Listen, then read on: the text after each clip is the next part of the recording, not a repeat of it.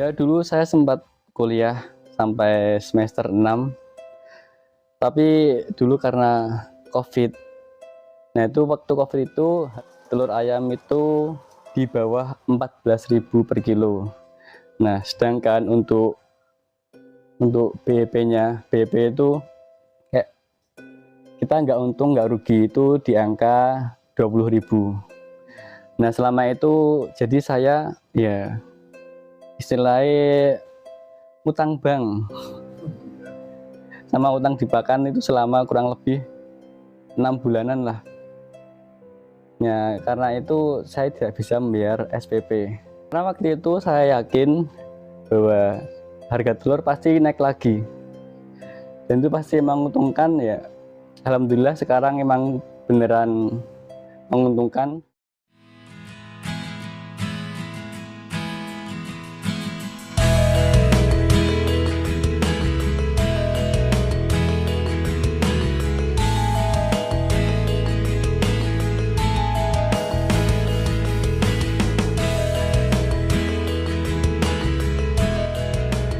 Assalamualaikum warahmatullahi wabarakatuh.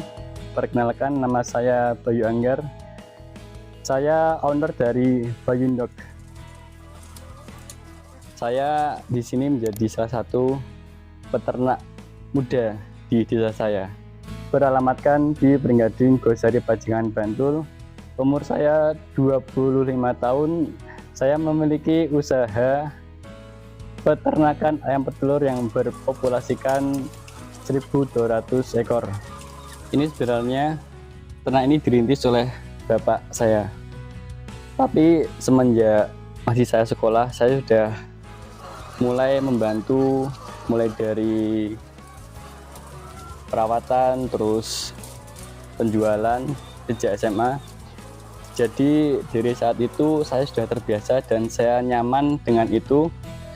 Lalu saya melanjutkan hingga saat ini. Kalau dari bapak saya merintis sekitaran tahun 97. Terus saya memulai membantu sekitaran tahun 2014-an, 2015-an. Sampai sekarang 2024, jadi hampir 10 tahun. Saya bergelut di kandang. Paling tantangan untuk pertama itu untuk penjualan ya.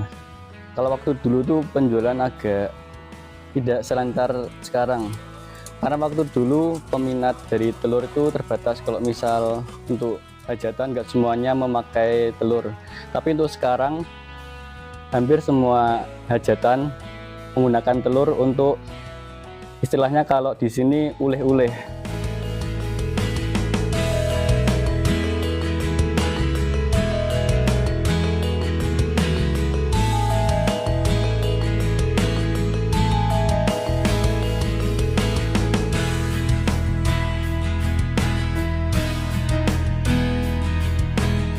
Jadi dulu bapak itu pelatihan bersama beberapa warga yang ingin memulai peternak ini di Surabaya selama kurang lebih 2 mingguan. Lalu pulang kembali ke sini, ya langsung merealisasikan ternak ayam tersebut, ternak ayam petelur. Untuk saat ini saya yang seluruhnya megang lah.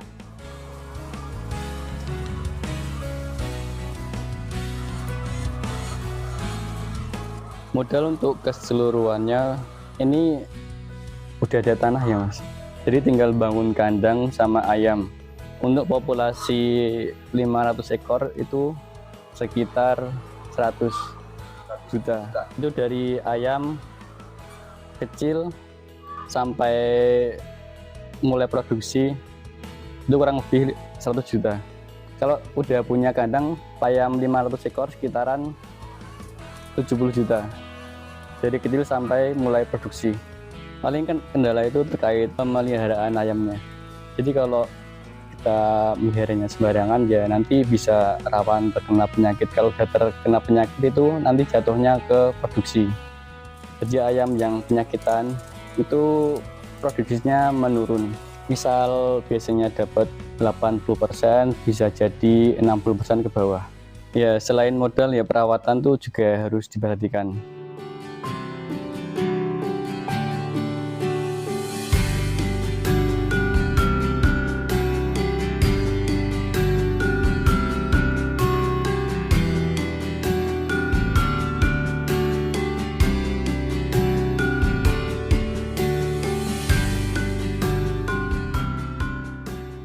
Ya dulu saya sempat kuliah sampai semester 6, tapi dulu karena COVID.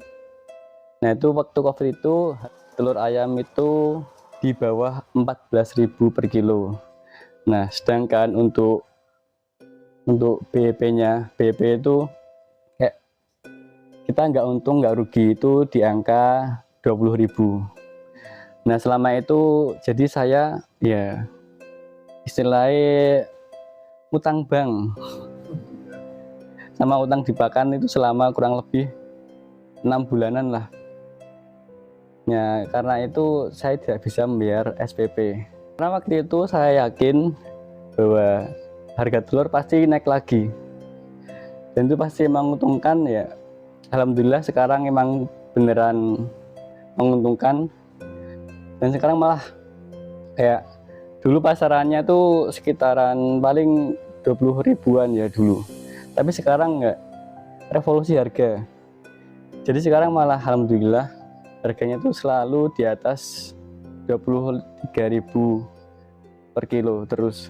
Itu karena waktu itu banyak peternak yang satu persatu mulai tumbang.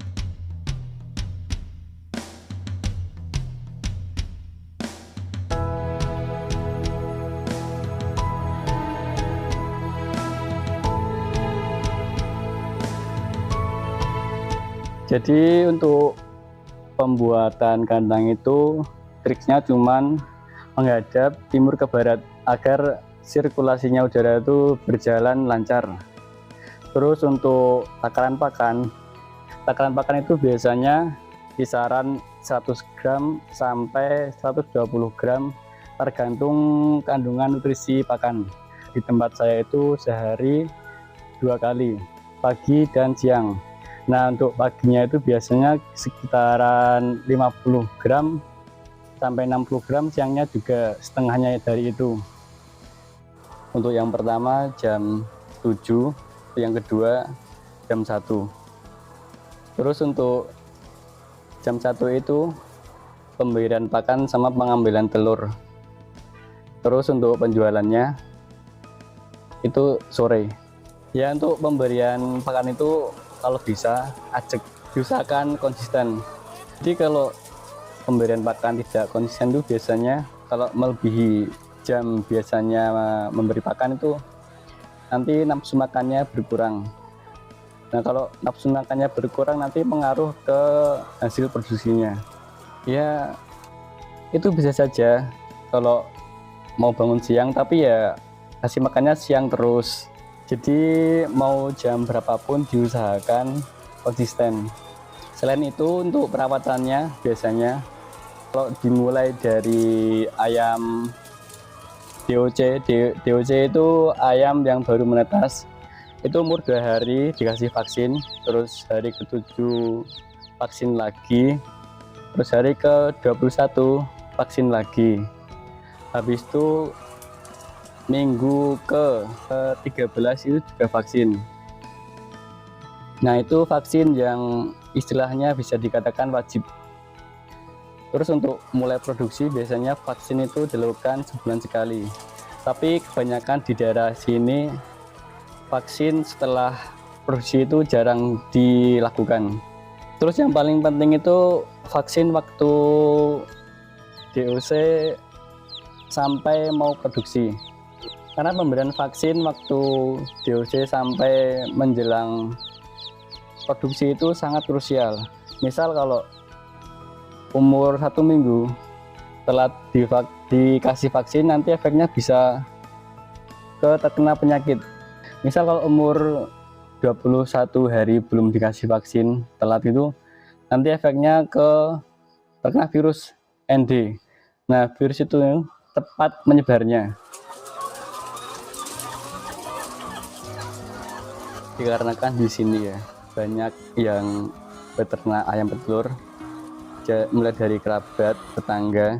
Jadi untuk masalah memprotes itu untuk sampai saat ini belum ada. Insya Allah nggak ada.